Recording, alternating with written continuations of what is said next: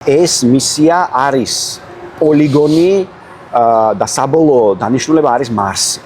ეს არის რომ ავითვისოთ მთვარე მაქსიმალურად, იქ გავხსნათ ბაზები და რეალურად მარსისკენ გასაფრენი პოლიგონი შევქმნათ იქ.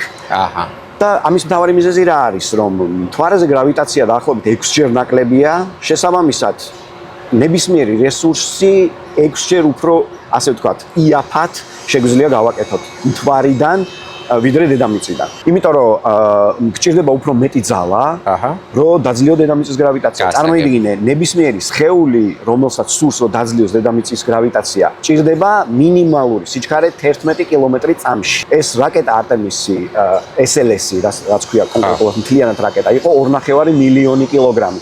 წარმოიდგინე, შენ რა ძალა, რა ენერგია, რა რესურსი გჭირდება, რომ 2,5 მილიონი კილოგრამის ობიექტს მიანიჭოთ 11 კილომეტრი წამში. შესაბამისად, რა თქმა უნდა, უდიდესი ბიუჯეტი, უდიდესი თანხები იხარჯება ამისთვის.